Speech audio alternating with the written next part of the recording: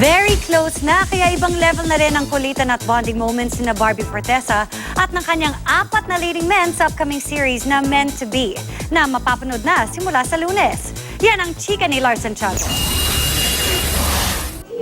Sa press conference para sa bagong GMA primetime series na Meant to Be, nakita ng press people kung gaano nakaklose si Barbie sa 4 na gwapo niyang leading men na sina Ken Chan, Jack Roberto, Adi Raj at Ivan Dorsner.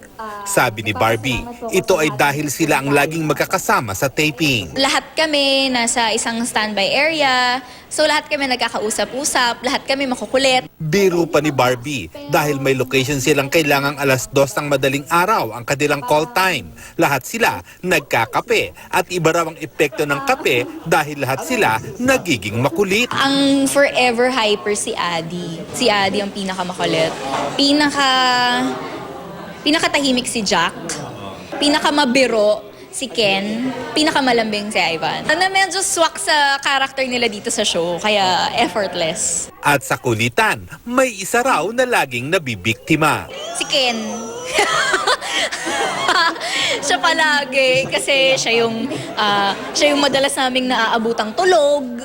Siya yung sa 4 boys, siya yung hindi mapigilang magkanin. Kaya siya lagi yung binubuli namin. Excited si Barbie dahil sa unang linggo pa lang ng Meant to Be, marami na agad mangyayari na ikatutuwa ng mga manonood. Siksik na agad yung first week. Ang dami, as in doon talaga. Syempre kasi introduction ng characters, lahat ng characters. Tapos isisiksik doon yung kung papaano ako magsistay sa buhay ng 4 na lalaki.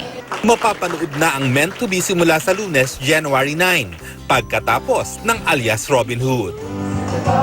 Lars Santiago, updated sa Showbiz Happenings.